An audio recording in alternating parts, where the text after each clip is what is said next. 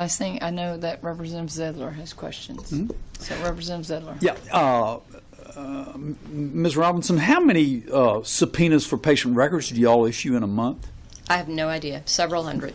Several hundred a month? That would be my guess, yes. Okay. We have over 7,000 complaints a year. And what's the basis for the subpoena of the patient records? Do you mean the statutory authority? There is a statutory authority granted specifically to us. Well, I'm talking about, every complaint is not done? It's just on some complaints? It is done on, if we are subpoenaing them, it is on filed formal investigations that somehow relate to the care provided in that medical record. So, for example, if the allegation was the physician didn't get their CME, obviously we're not going to be subpoenaing medical records on that. But we will subpoena medical records on cases that relate to standard of care, and many complaints have more than one patient. And many patients have more than one set of records. So, for example, we might get a complaint about the patient's care for one doctor, but what we also need to see are the prior treater records and the subsequent treater records to make a good picture of what actually happened with this patient. So there's really no easy way to tell you exactly how many because we don't track it that way. We know that we have to subpoena a lot of patient records. We know that throughout the course of the year, I guarantee it's well over 1,000 or 2,000 subpoenas that go out, both in the investigative process and in the litigation process, as we go through different enforcement mechanisms. And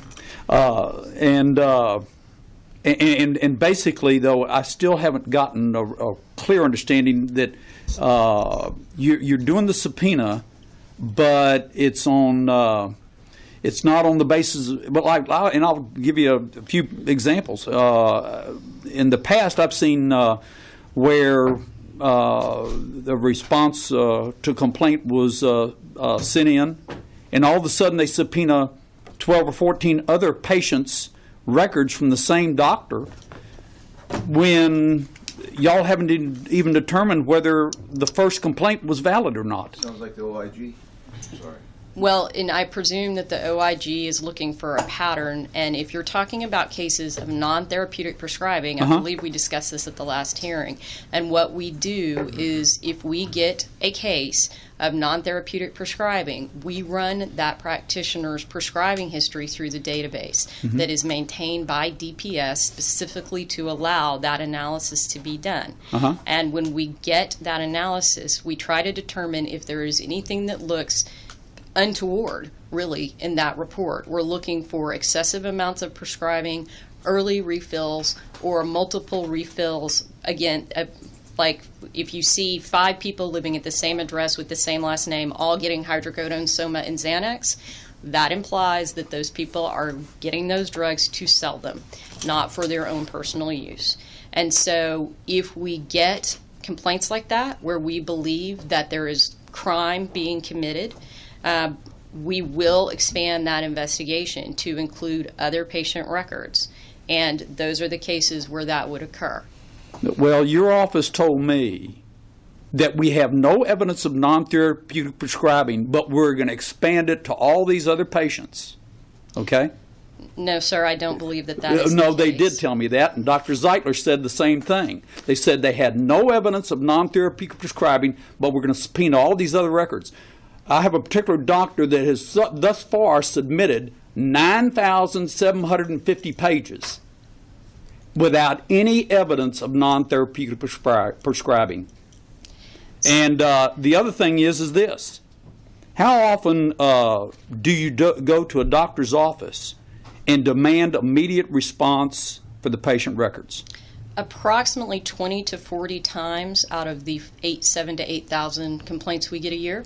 If we believe that the provider is operating a pill mill, we will conduct generally a joint investigation with either DPS or DEA, and we will show up unannounced, which the statute expressly allows, and we will copy the medical records right then and there because we believe that they will alter or destroy the records. Okay. And how many times do you show up with the DEA and not tell them that the DEA is with you? I'm not sure what you mean by that. If there are people standing there, I'm not quite sure what you mean. Well, I mean, when they show up, they say, we were the Texas Medical Board, period. That is what we do for our part. The DEA has their own responsibility for their joint investigation. And the DEA doesn't say anything, and they just go right in there. And the fact of the matter is, then what happens is, then when you have an attorney show up and say, I want to see credentials, all of a sudden then they find, oh, we got 2 people with the DEA here. You don't find that an unconstitutional search through fraudulent non-disclosure? Well, I don't find anything that we did to be an unconstitutional search because our search is Did your allowed. investigators not know that they had DEA agents with them? May I answer your first question? Sure. No, I do not find it unconstitutional because we are expressly allowed to show up, do inspection, and demand the records that day, and we make a copy of it. And we leave them the original records through our subpoena authority, which are statutorily allowed and have been upheld in our court system.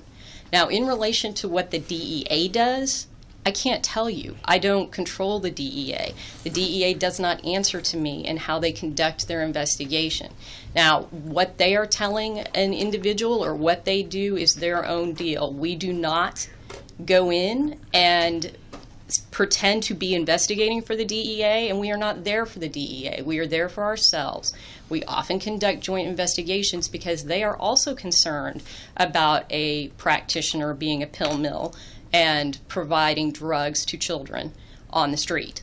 So what they do is up to them, and it's up to their own legal standards. They obviously do not answer to me. And you don't think your staff has a responsibility that when they show up, say, we're with the Texas Medical Board, and these people are with the DEA? Sir, I think my staff has responsibility for their job, not the DEA's job. Well, let me go ask ahead. you. Yeah. Do y'all show up together? Is that what I'm getting? Absolutely. We do joint investigations about 20 to 40 times a year. And a part of this relates to they will have ongoing undercover buys. And you will recall in the slides that I gave you that these are incredibly dangerous offices quite often. You'll recall the picture that I showed you with bulletproof glass and the receptionist that had a Glock. Our officers are not peace officers. They don't carry issued guns. They don't have any way to deal with that kind of violence. So DEA does carry guns? DEA are commissioned peace officers. So we do joint investigations with them, and they do their piece of the investigation, and we do ours. So I think one of the things that might help is, just in general, like I don't know the specific complaint. Well, they've already determined this was not a pill mill, and what it boils down to is this. You have an unconstitutional search by the DEA based on writing in with the Texas Medical Board, because ultimately what it boils down to, when the attorney showed up, he said, I want to see the IDs. All these people were the DEA. We said, we're not giving you any more records. They tried to take it to court. The court denied the request because they said, we don't see any evidence of a problem here. DEA You see, does that's not the have problem. subpoena Here's the power? problem. Or- They are allowing a warrantless search of patients' records, when the fact of the matter is in the state of Texas, apparently under Mary Robinson, we have no expectation of privacy. We have no expectation of protection by the Fourth Amendment because they're writing in with the DEA and not disclosing it. The Fourth Amendment only applies to criminal law enforcement. We are civil law enforcement, and the authority that we go and gather these records on was expressly granted through the Senate bill that created the Pill Mill Inspection Authority and vested it with the board. Now, what the DEA does is obviously not something that I can control. And if somebody... You can control it when they write in with you. Well, but Mary, do they have the ability to be with you at that point that we give you the express authority? They're not coming in under our authority, They're coming Madam in Chair. in they under have their their- own authority. Okay. They But have they're their coming in own with them. DEA Federal Inspection Authority. That's why I'm saying their investigation is a separate entity from ours. They have rights that we don't have, just like we have rights that they don't have. But you said y'all do them jointly pretty often or not so It's often? 20 to 40 times a year out of the 8,000-ish complaints we get. So there's that balance. You know, we've obviously talked about pill mills in this committee, and we've seen legislation. This was not a pill mill. They knew it from the very first start they got in there. So you think it was harassment? I think Intimidation. I think they were looking for something, and the deal is when you allow this to go on without any kind of protections in place, you open it up for all kinds of stuff. Here's the problem, pure and simple. I get stuff from people who work for the medical board. I'll give you this one. The medical board has become a rogue agency, unchecked and ineffective, and possesses a liability to the state of Texas rather than serving the public health of people. The problem is when they get into all this other stuff, then you have things like this, where it took them a year to take away the license of a neurosurgeon who had killed 2 patients, severely injured 4 more. You have some more like this, where in essence you have 2 doctors who'd molested their children, took them a year to deal with their license, and psychiatrists who were sleeping with their patients took them a year to deal with that. At the same time, they're going in looking through, well, just like I say, this particular case, 9,750 pages of patient records. I'm assuming somebody at the medical board is going to look through that. Not the patient wasn't injured, 0 evidence of non-therapeutic prescribing, and the fact of the matter is they're doing that. Okay, At the same time, all this other stuff is going on. They're majoring on the minors. In the meantime, we have doctors that are hurting people, and it takes them a year to deal with it. Okay, so let me follow up with a couple of questions on that, because Okay. the original doctor that you're talking about with 9,750 pages, it was initiated by a complaint. Am I right? We don't know who it is. I don't want to. Oh, well, we got an idea, but Okay, so having said that is, so Mary, your agency doesn't wake up one day and just say, I think I'm going to go investigate this doctor. It's initiated by a complaint. Is that correct? Yes.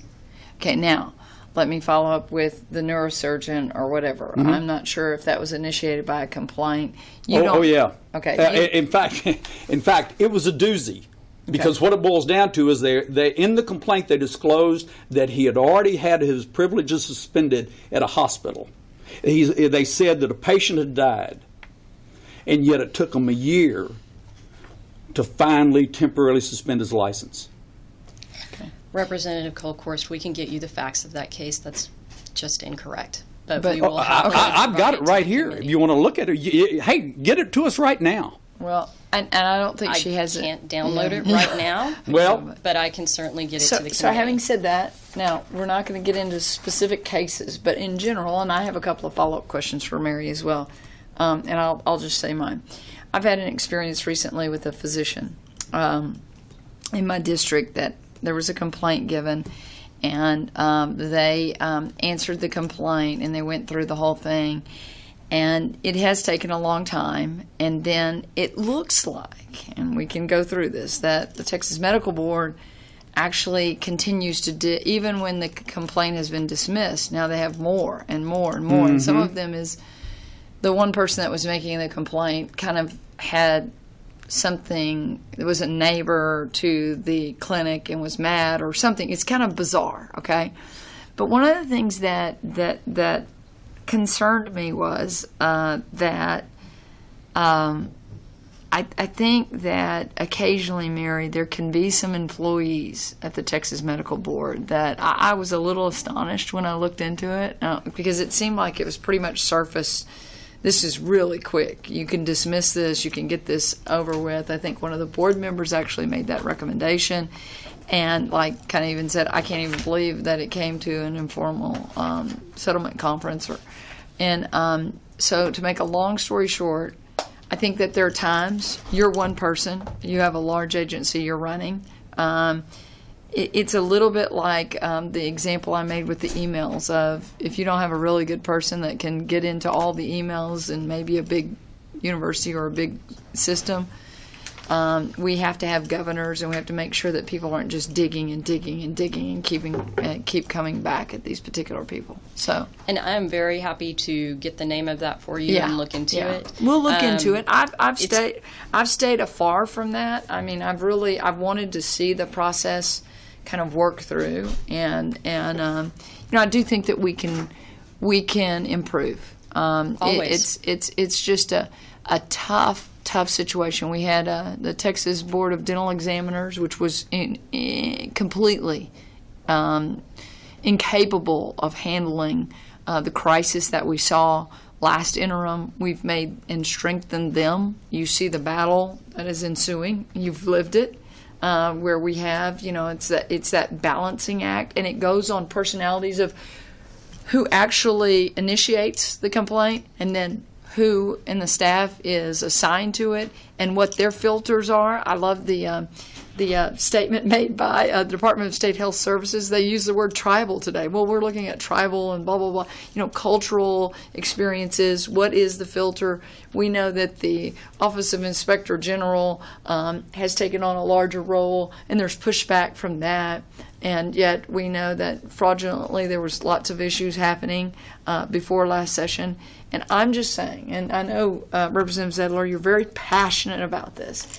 And I'm with you, and I'm here to be passionate about making sure that it's fair. The last thing that a doctor wants to see is a complaint by a patient. And then, we've given in statute, and we have tweaked that, and I took a lot of criticism for leading that and saying maybe there are ways that we can improve it, right? And we've tweaked it slowly but surely with some of the physicians leading the way.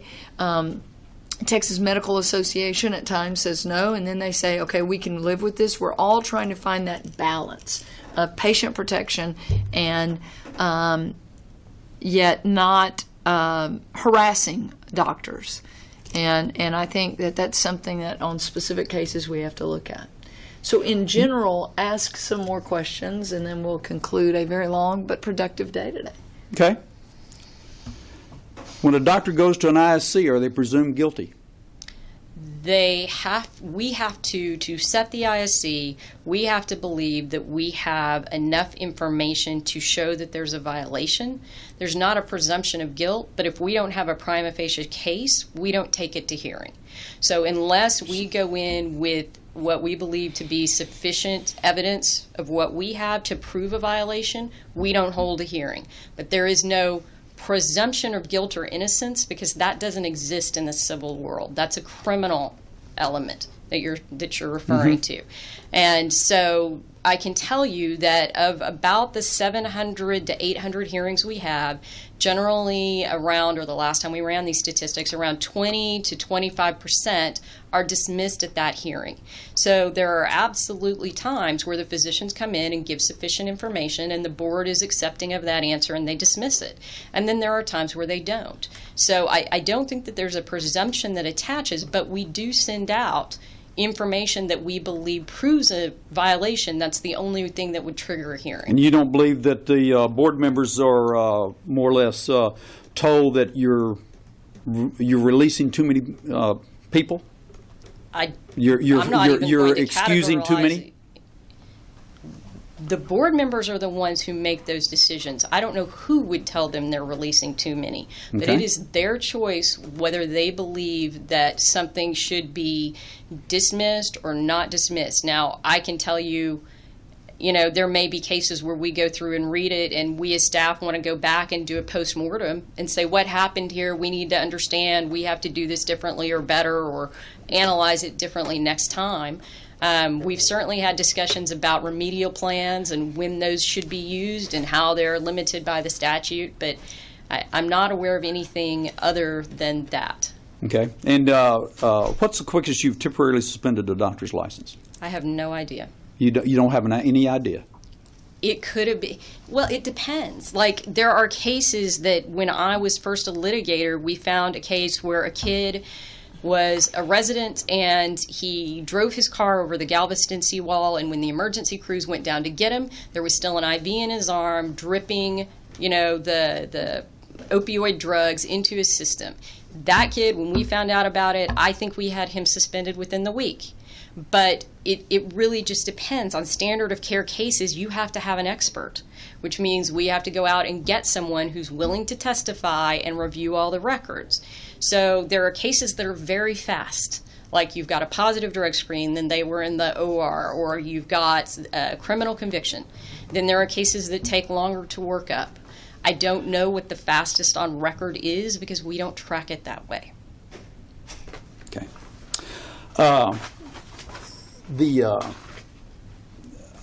My concern is, and I've highlighted this over and again, that in essence, that they spend too much time majoring on the minors. Is this like when we talked before about why don't you send an investigator in before you license a pain management clinic?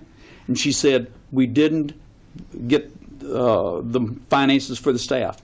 I talk to people all the time who say, the investigator has said, I don't know why I'm keep coming by here, because it's a routine deal coming in to check on a doctor.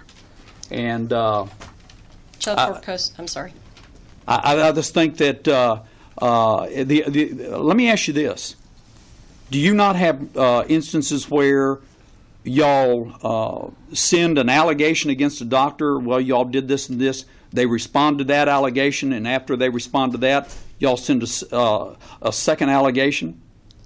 So if another complaint comes in... No, not another complaint, same complaint. Yeah, same complaint. It could be. If what happens is we get a complaint from a patient who says, I think XYZ happened, and let's be fair, not every patient is medically literate. There's no way that we can expect that every patient who writes a complaint about care is going to be able to tell us this is exactly went wrong. They're not going to. So we look at it as a standard of care violation. The initial questions we have are going to tweak off that complaint. Mm-hmm. But if we get the medical records and we review them and realize the real problem is something else, yes, we're going to give them an opportunity to explain that, and we're going to ask them about it as the case develops. So as things develop, we may have additional questions. Absolutely.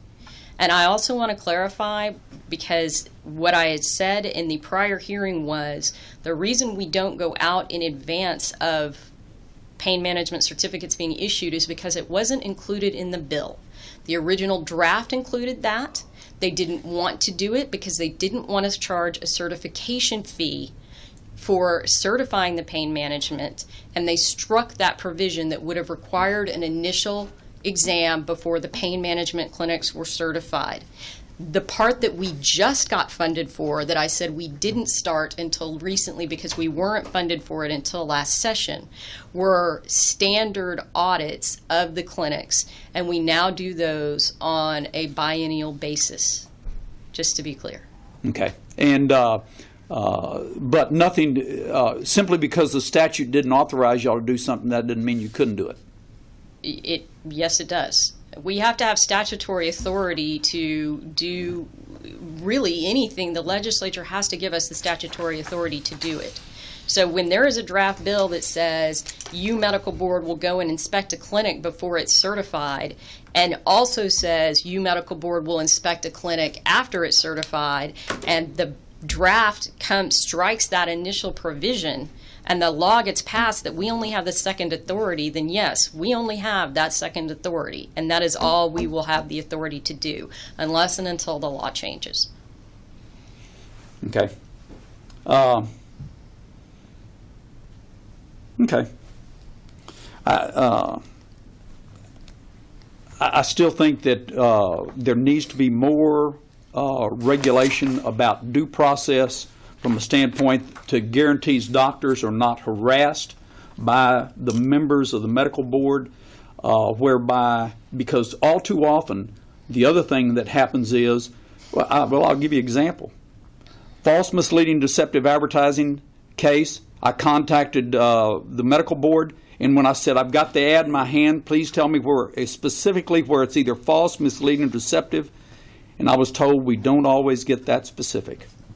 Not in agreed orders, you're correct. Oftentimes the licensee wants to negotiate and have the order be more vague, but I believe the one you're talking about is where they might have advertised that bras cause breast cancer. No, sir. So yes, they did find that that was misleading. Well, that wasn't it. The fact of the matter is that it was, and a lot of times the doctor will accept an agreed upon order because they know they're afraid that if they don't take it, then they'll have to go to SOA, and they deal with, okay, do I pay a $500 or $1,000 fine, or do I go to SOA for $25,000? The deal is you have a ethical obligation to say, this is a violation right here, not some, well, you know what, I think you violated the law, but I don't know if it was robbery or, whatever, and I can't tell you where it was, when it was. That would never be tolerated in a sir, court of what law. I'm trying to tell you is we do have specific allegations, but when you're talking about settlement documents, oftentimes these settlement documents themselves are not as specific as an allegation would be, because the physician in question doesn't want it to be that specific. So you are correct. When we file at the State Office of Administrative Hearings, there are absolutely specificity standards that we have to meet. And to be absolutely fair, 45 days before any hearing on the informal matter, they get every single piece of evidence we intend to use, including an expert report that expressly delineates what the standard of care violations are. And that doesn't change. What doesn't change? In other words, all the charges that you've made don't change. At the ISC, right, the physician has an opportunity to come before the board and make a response. So the board members themselves, in evaluating those allegations, they may think that some of them are valid and some of them are not. And so I can't tell you that, yes, it's either an up or down vote. But y'all don't come up with any new allegations. Not that they're not noticed of. We're not allowed to. If new allegations are determined, it has to go back through the process, start all over, and have an ISC, unless the licensee wants to somehow combine them. So, and let me make sure that I understand what your testimony is.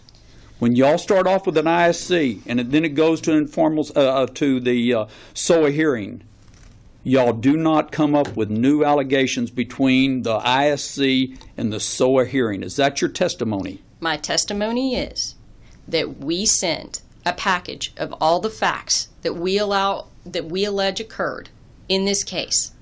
Okay? And we have a hearing on those. And then, based on the outcome of that you can hearing, answer the question yes or no. Actually, either you do not come up with allegations or new allegations, or you it. don't. I don't think you understand what I'm trying to relay to you, which is why I am not saying yes or no. We have a finding come out of that, and we file SOA allegations. Now, the facts on which we are going forward will not change. The facts will not change. Okay. If new facts come up, a new case comes up, a new patient comes up. Those have to go through the system. Okay. But if what you're talking about is what law, like the subsection of the law that we are alleging, if we add or drop that, that might happen. The fact scenarios are exactly the same. The evidence is exactly the same. The so what you're saying, is not going to be identical to the ISC. So what you're saying is, y'all will decide to prosecute some things and not prosecute another unless it goes to SOA, and then you may decide to prosecute those other things as well. That may happen because at the time they're given a settlement offer at the conclusion of the ISC. And oftentimes that settlement offer says, we will drop off these charges and just go forward with these charges if you want to settle this at this time. If you do not, we will go forward with all the underlying charges. Yes. Okay, I have a question. Right. Civil versus criminal, innocent until proven guilty, get it all, okay? And one of the things that I am concerned about is when you go to an informal settlement conference, in the minds of your board members that sit basically as a jury in many ways. Right. Is there a presumption if it's come this far, there is guilt? I would say no, and I would say the reason you do they know ever that, just dismiss it? Do they yes. Ever, because Mary, in ways that is the slap in the face of the staff who has brought it this far. And you have to, just for a second, remove yourself from Right. your position, okay? And I know that it's difficult. And you're a lawyer in the medical field, and that's, it's a challenge in and of itself, okay? But you're a staffer out there, and there's a complaint, and you begin to, as a staffer, investigate it, and you're working through it, and you're working with another lawyer, and there's all the different filters that are looking at it, and so forth and so on. And you, as a staffer, finally go through all the steps in our little chart, and you say, yes, we should go to an informal settlement. There's enough evidence that we should go to an informal settlement conference, an ISC. That staff has an investment. I mean, they are invested in that to say, I'm now here to prove that I was right to bring it all this way. And so they're out there really, as a staffer, marketing to the board, this doctor is guilty of X, Y, and Z, and we should make an offer and make sure that there's some kind of punishment. The doctor may be sitting there. Let's take the advertising particular case, which I'm familiar with one of those, and say, gosh, I mean, this shouldn't have been this big a deal. So maybe I had a word wrong in it, or maybe it was misleading. I didn't mean for it to be. And then they have a mark on their record. And it seems to, I just think that we have to be careful. And Sure. I think unchecked things, power corrupts, and absolute power corrupts absolutely. And so sunlight and continuing to shine the sunlight, whether it's in public hearings like this, whether it's through filing bills and having public hearings, and making sure that there's a checks and balance between legislative and executive branch is very important. Sure. To clarify a couple of things. Yes, ma'am. It's not the same staff that develops the case that presents it. Okay, these are two different people. So generally the staff that develops the case is not present at the informal hearing. It's very rare for that to occur. That would only occur if they were somehow a fact witness to something that happened that needed to be presented. So the person that's developing this case and recommends it to go on for hearing is not the person who presents it to the board, nor are they typically present. The members of the ISC panel themselves, I will be quite blunt, I don't feel that they are tied to what staff wants. They're not predisposed to that. No, because they do dismiss 20 to 30% of these cases every single year.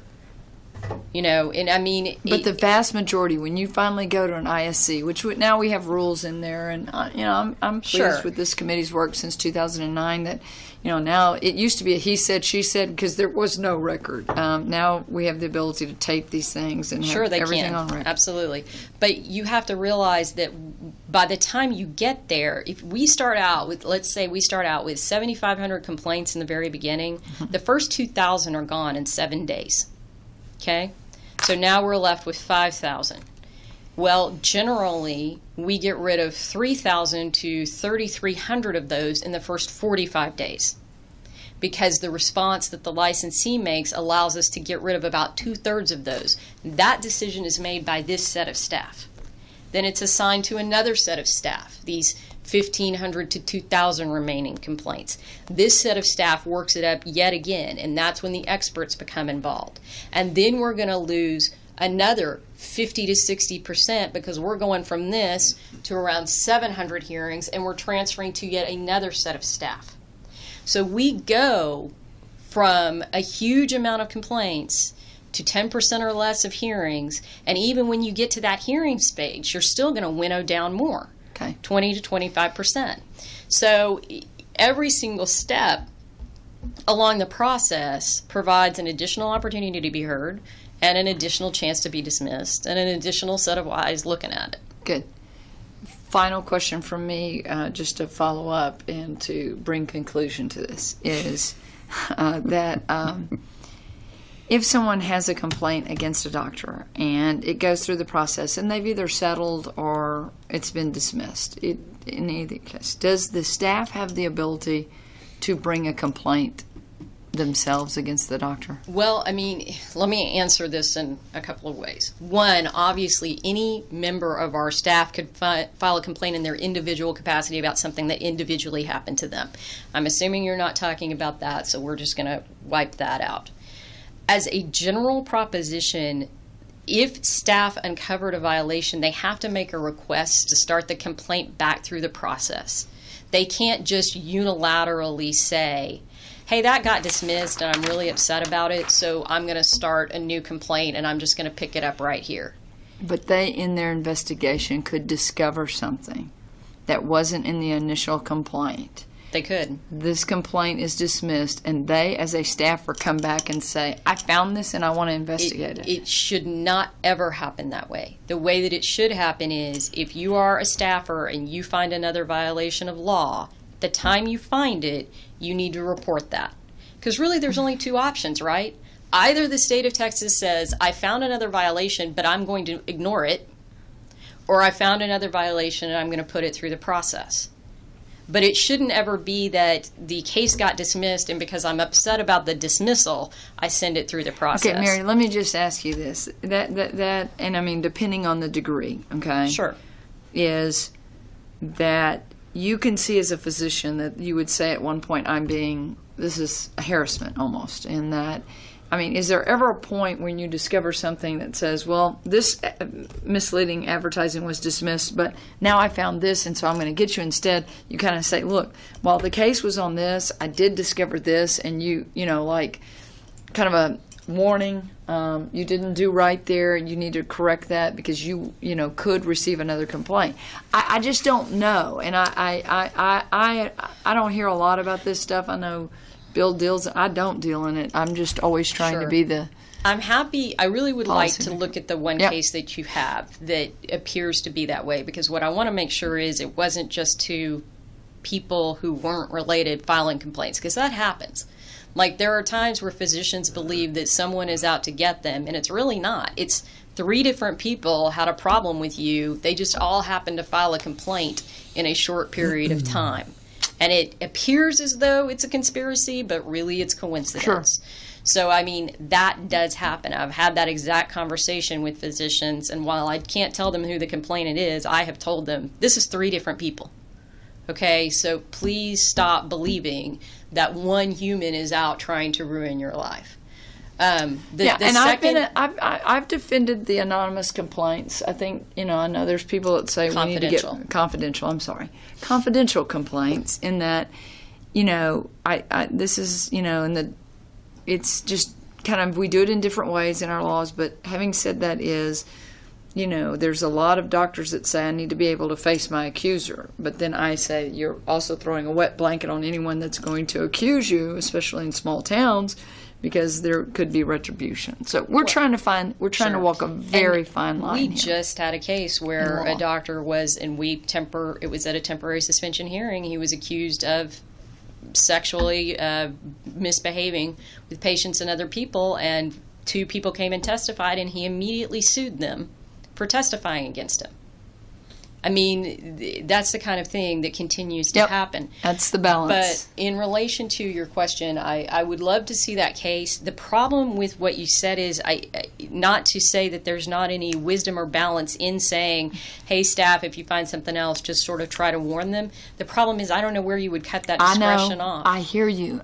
So that's why we just tell everybody, just follow the process. The process is the process. We follow the process every time. But, you know, that's how we currently do it. Difficult. One last question, Bill. They had one person file 19 complaints against the same doctor. And when the doctor found out who it was, because she was also sending him anonymous threatening emails, and the way he found out who she was that the police got involved into anonymous threatening emails. She was also sending complaints to the medical board. 19 individual complaints to the medical board. And up to that point, they dismissed every one of them. And he filed a restraining order because it found out he was a former employee. The medical board wanted to fine him $5,000. And if I may, Representative Colkhorst, it's because the statute expressly required that when a nurse files a complaint, that if they are harassed for doing so, that we have to investigate it, and I can get you the statutory information. Yeah, does that mean you fine him $5,000? He was found to have violated the law. How? By harassing someone who made a mandatory report to By a government filing agency. a restraining order is harassing them? Yes. Okay, we're not going to get into an individual case See, here. there it is. Let me tell you, it's justification of that. She was sending him anonymous, threatening emails, and at the same time, he finds out he's lodging all these complaints, all of which had been dismissed. They wanted to fine him $5,000 for the restraining order. That, if she doesn't see the illogic in that, Well, this has been aired today, and I'm glad. Thank you for your updates. Thank you. We'll continue to work on. I'm curious on the spike in licensing, and I'd love to see a chart.